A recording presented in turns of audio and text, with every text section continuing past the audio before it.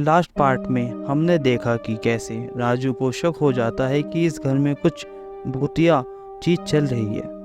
मैं यानी कि राजू, मैं उस दिन अपने घर आया और घर आते ही मुझे कुछ अजीब सा एहसास होने लगा कि कोई मुझे देख रहा है।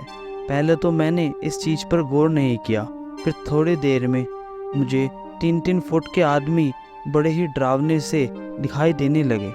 जब मेरी पत्नी ने मुझे ऐसी हालत में देखा तो वो मुझे घर के पास ही एक पंडित जी के पास ले गई, जो कि भूत प्रेतों के बारे में काफ़ी अच्छी जानकारी रखते हैं। मैं उनके घर के बाहर गया तो वो तुरंत घर से बाहर आ गए और कहने लगे कि तुम मेरे घर मत आओ। मैंने उनसे पूछा कि क्या हुआ, तो उन्होंने कहा कि मेरे साथ चलो, मैं अभी बताता हूँ।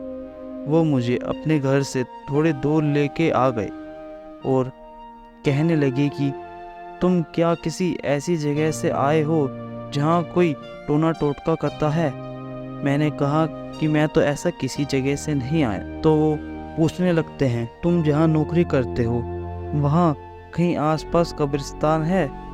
तो मैंने कहा कि नहीं। फिर से उन्होंने सवाल पूछा कि तुम्हारे साथ कोई ऐसी घटना हुई है जिसमें तुम्हें कुछ अजीब सी चीज़ें दिखाई दे रही हूँ? तो उनसे अपनी मालिक और उनके घर की सारा किस्सा मैंने बता दिया। तो उन्होंने पहले बताया कि एक काम करो कि सबसे पहले तुम अपने घर जाओ और जितने भी शीशे बेड के सामने हैं उन्हें ढक दो या वहाँ से हटा दो। मैंने सबसे पहले अपने घर पर जाके यही काम करा और उन्होंने मुझे एक धागा नहाने के बाद बांधने के लिए दिया था। मैंने नहा के उस धागे को बांध लिया। उसके बाद से मुझे कुछ भी चीज़ें अपने घर में दिखाई नहीं थी। फिर मैं उनके पास अपने मालिक के साथ जो दिक्कत हो रही है उसके लिए दोबारा गया। तो उन्होंने कहा कि तुम्हारे मालिक को मेरे पास आना होगा, पर मुझे पता था कि मेरे मालिक यहाँ तो आएंगे नहीं। इसलिए मैंने कहीं से मालकिन का नंबर निकाला और उन्हें सारी बात बताई। तो मालकिन ने भी आने से मना कर दिया। फिर ऐसे कुछ दिन बीत गए। उन पंडित जी का दोबारा फ़ोन आया और उन्होंने कहा कि तुम एक काम करो कि उनकी छत पे जाके देखो कि वहाँ कोई ऐसी चीज़ है जो कि तंत्र मंत्र में काम आती हो तो मुझे बताना, पर उसे छूना मत। मैं जब अगले दिन गया तो सिक्योरिटी रूम में बैठ के सोचना लगा कि कैसे उनके छत पे जाऊं। तो मुझे सूझा कि छत पे कुछ लकड़ी पड़ी हैं, वो ले लूं। तो मैंने ऐसा ही किया और मुझे चाबी मिल गई। मैं छत पे गया और वहाँ कोई ऐसी चीज़ ढूंढने लगा जो कि किसी तंत्र मंत्र में काम आती हो। मुझे ऐसी कोई चीज़ तो नहीं मिली, हाँ, पर उस छत पर मुझे 3 कीले घड़ी मिली। तो मैंने ये बात पंडित जी को बता दी। जब फिर पंडित जी ने पूछा कि उसके नीचे किसका कमरा है, तो मैंने बता दिया कि उसके नीचे मालिक का कमरा है। पंडित जी ने ये बात सुनी तो उन्होंने कहा, तुम्हारे मालिक पे तो बहुत ही तगड़ा टोटका किया हुआ है, इसकी वजह से उनकी जान भी जा सकती है। जब मैंने उनसे पूछा कि इन पर ये टोना टोटका किसने किया है, तो उन्होंने कहा कि मैं तुम्हें नाम तो बता नहीं सकता, पर हाँ, जो भी है उनके घर का ही है। और उन्होंने कहा कि जब भी वो आदमी तंत्र करने बैठता है तभी तुम्हारे वो परछाई दिखाई देगी। जब मैं ये बात अगले दिन मालिक को बताने की सोच रहा था तो मैंने देखा कि उनकी उम्र से करीब 20 साल बड़ा आदमी उनके साथ गाड़ी में आया, जिसे वो अपने बचपन का दोस्त बता रहे थे, और उसे हमारे साथ ही गार्ड की नौकरी पर रख दिया। जब मैंने उसकी शक्ल पहली बार देखी तो मैं ऊपर से नीचे तक हिल गया। उसकी शक्ल इतनी डरावनी थी कि अगर कोई भी उसकी शक्ल देखता तो डर ही जाता। वो किसी भी तरफ से मालिक का बचपन का दोस्त तो नहीं लग रहा था। जब वो हमारे साथ रात में ही ड्यूटी कर रहा था तो मैंने एक चीज़ गौर की कि वो आदमी कुछ बड़बड़ा रहा था, जैसे वो कोई मंत्र पढ़ रहा हो। मेरी नज़र उस पर ही थी।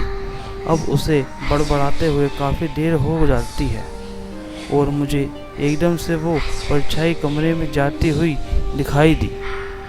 तभी मुझे कमरे की खिड़की पे मालिक खड़े दिखाई दिए और वो बड़ी अजीब तरीके से मुझे देख रहे थे। तो मैंने ये बात पंडित जी को बताई तो उन्होंने कहा कि वो जो आदमी है ना, जो तुम्हारे साथ सिक्योरिटी की नौकरी कर रहा है, वो और कोई नहीं, वो एक तांत्रिक है जिसकी वजह से ये सब हो रहा है। और घर का जो भी सदस्य ये काम कर रहा है उसी का चेला है। उन्होंने मुझे आगे समझाया कि जब तंत्र विद्या के असर तेज करना हो तो तांत्रिक उस घर में किसी तरह से आ जाता है और मंत्र पढ़ के तंत्र विद्या को तेज कर देता है। जब मैंने ये बात सुनी तो ऊपर से नीचे तक हिल गया और बहुत परेशान हो गया।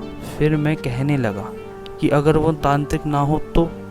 इसके जवाब में पंडित जी ने कहा कि तुम एक काम करना कि जब वो आदमी कुछ बड़बड़ा रहा हो तो तुम कहीं छुप के एक नींबू को काट के उसके पास फेंक देना और देखना कि वो अगर वहाँ से भाग गया तो वो तांत्रिक है और नहीं भागा तो वो तांत्रिक नहीं है।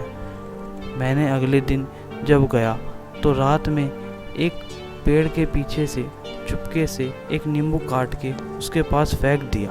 फिर मैंने क्या देखा, वो आदमी ऐसे तड़पने लगा जैसे पानी बिन मछली तड़पती है। और जब उसकी नज़र नींबू पर गई तो वो वहाँ से भाग गया और कभी दिखाई नहीं दिया। फिर मैंने ये बात पंडित जी को बताई तो उन्होंने कहा कि अब हमें कुछ करना होगा।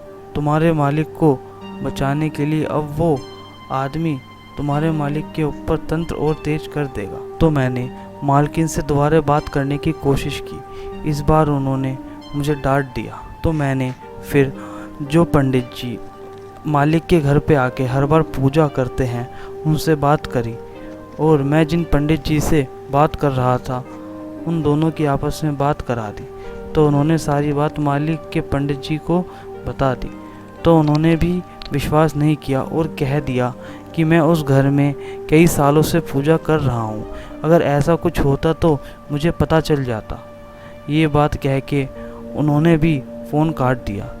एक बार जब मैं घर के नज़दीक गया तो मैंने अंदर से कुछ मंत्रों की आवाज़ सुनी। पहले तो मैंने उन्हें नज़रअंदाज कर दिया, पर मुझे थोड़ी देर बाद ख्याल आया कि रात के 2 बजे कौन पूजा करता है। फिर मैंने अगले दिन से घर पे नज़र रखनी शुरू कर दी और जैसे ही मुझे वो साया कमरे में जाते हुए दिखाई दिया तो मैं किचन से अंदर झांकने लगा तो उस बुजुर्ग औरत ने मुझे देख लिया और किचन की खिड़की बंद कर दी। तो मैंने आज अपने घर से एक नींबू लेके आया था और मैंने गेट के साइड में से उस नींबू को काटकर अंदर फेंक दिया। तो अंदर से एक आदमी बाहर आया। वो मालिक का बड़ा भाई था और मुझे देखते ही वो मुझ पर छींकने लगा और नौकरी से निकाल दिया।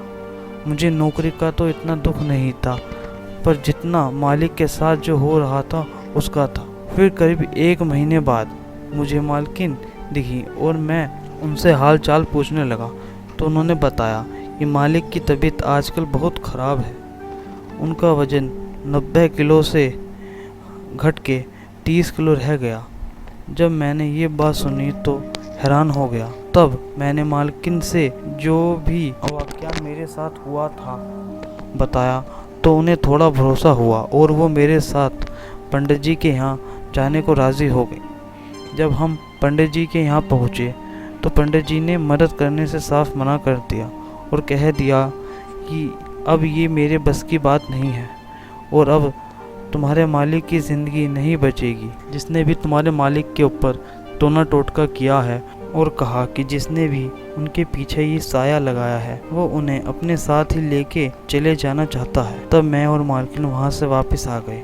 मालकिन अपने घर चली गई। संजोग से कुछ दिन बाद मुझे कुछ अघोरी मिले जो कि केदारनाथ की यात्रा पर जा रहे थे और हर घर से रोटी या कुछ खाने का सामान मांग रहे थे। तो वो मेरे घर भी गए और मुझे परेशान देख के पूछने लगे कि क्या हुआ। तो मैंने उन्हें सारी बात बता दी। तो उन्होंने कहा कि बस इतनी सी बात है और तू परेशान हो रहा है, रुक मैं अभी इसका कुछ करता हूँ। तो उन्होंने अपने बालों में से कुछ चीज़ निकाली और मेरे से उस पर फूंकवाया। जैसे ही मैंने फूंक मारी तो वो कहने लगे, ले अब तेरा मालिक ठीक हो जाएगा। तो मैंने कहा, कैसे ठीक हो जाएंगे?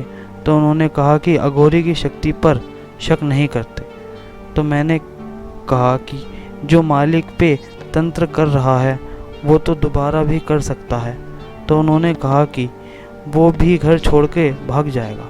पर मैं अब भी काफ़ी सवालों में डूबा हुआ था और जैसे ही उनसे पूछने वाला था तो मैंने देखा कि वो घर से बहुत दूर जा चुके। मैं उनसे कुछ और पूछ नहीं पाया। कुछ दिन बाद मालिक के घर गया तो मालिक बिल्कुल पहले जैसे हो चुके थे, बल्कि पहले से भी तंदुरुस्त हो गए। तब मैं अघोरी बाबा वाला किस्सा मालकिन को सुनाया तो उन्होंने मुझसे कहा कि तुम एक बार उन्हें घर पर ज़रूर लेके आना।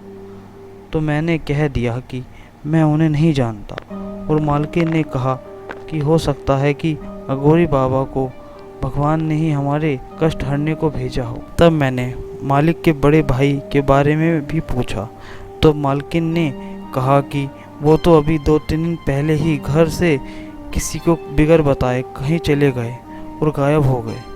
हमने ढूंढा पर वो हमें मिले नहीं। तब मैंने मालकिन को बताया कि मालिक के बड़े भैया और वो बूढ़ी औरत ही मिलके उनके ऊपर तंत्र विद्या कर रहे थे। पर पहले तो मालिक को और मालकिन को विश्वास नहीं हुआ, पर जब उन्होंने अपने भाई का कमरा देखा तो उन्हें कमरे में काफ़ी सारी ऐसी चीज़ें मिली जो कि तंत्र में इस्तेमाल आती हैं और उन पर मालिक की तस्वीर, किसी पर बाल लगा हुआ था। तब मालिक को यकीन हुआ कि उनका बड़ा भाई ही ये सब कर रहा है और मैंने उन्हें छत पे गड़ी हुई कीलों के बारे में भी बताया और छत पे ले जाकर वो गड़ी हुई कीलों के निशान भी दिखाए। तब मालिक ने मेरे से पूछा कि ये कील कहाँ गई? अघोरी बाबा की शक्ति से वो कील अपने आप कहीं चली गई। फिर इन सब चीज़ों का बाद मालिक ने मुझे फिर से नौकरी पर रख लिया और मुझे अपने भाई जैसा मानने लगे। अगर आपको ये स्टोरी पसंद आई हो तो please like, share and subscribe. और अगर आपको ऐसे पार्ट्स में स्टोरी देखना पसंद हो तो प्लीज़ कमेंट करके ज़रूर बताएं। Thanks for watching my video.